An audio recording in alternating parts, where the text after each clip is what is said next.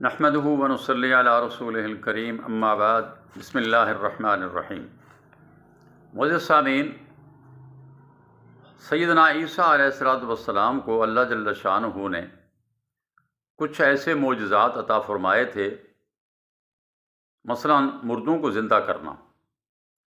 ہمارے ہاں کچھ لوگ رسول اللہ صلی اللہ علیہ وسلم کے بارے میں صحیح نہیں بلکہ ضعیف یا موضوع روایت بیان کیا کرتے ہیں،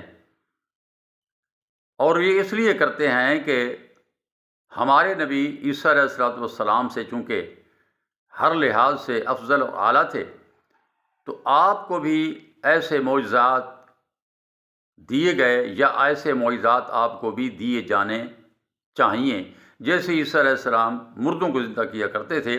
اور یہاں یہ بات یاد رہے کہ کوئی بھی نبی جو ہے، جب اللہ تعالیٰ اس کو معجزہ دکھاتا ہے تو یہ معجزہ اللہ کی طرف سے ہوتا ہے۔ عیسیٰ علیہ السلام جب مردوں کو زندہ کرتے کسی کے کہنے پر تو وہ فرماتے تھے قم بإذن اللہ۔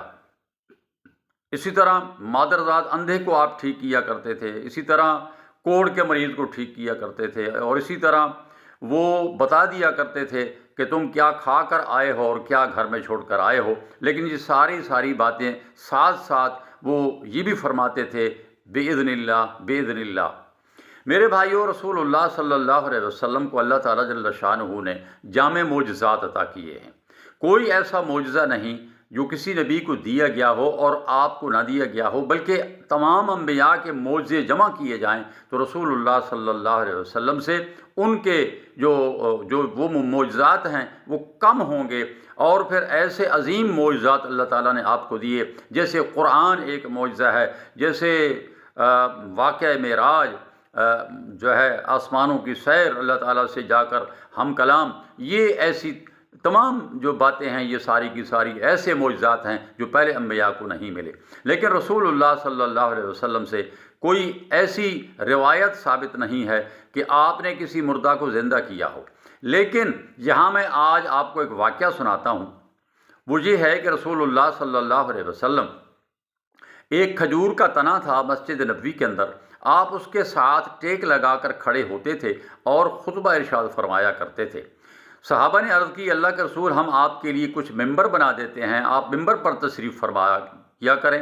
تو آپ نے فرمایا ٹھیک ہے، جیسے تم چاہتے ہو۔ آپ کے لیے ممبر بنایا گیا، آپ صلی اللہ علیہ وسلم ممبر پر تشریف فرما ہوئے۔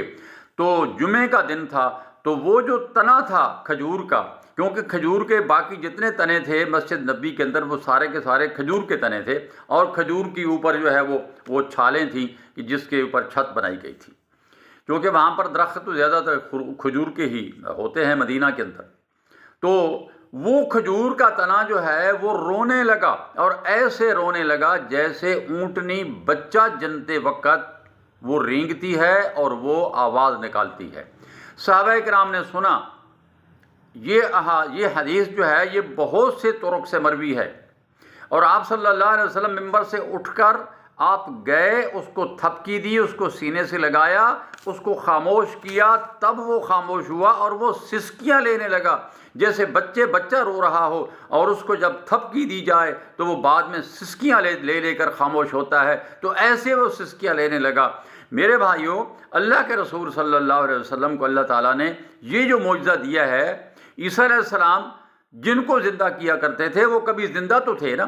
اللہ کے رسول صلی اللہ علیہ وسلم کو جو معجزہ دیا گیا صرف یہی نہیں، بلکہ آپ کو درخت سلام کیا کرتے تھے، آپ کو پتھر سلام کیا کرتے تھے۔ یہ خشک تنا جو ہے یہ کھجور کا رونے لگا، گویا اللہ تعالیٰ کے حبیب کا یہ معجزہ ہوا کہ یہ خشک کھجور کا تنا جو کبھی زندہ تھا ہی نہیں، کبھی بولا ہی نہیں تھا، وہ رونے لگا۔ تو میرے بھائیوں، ہمیں صرف سچ لوگوں کو بتانا چاہیے۔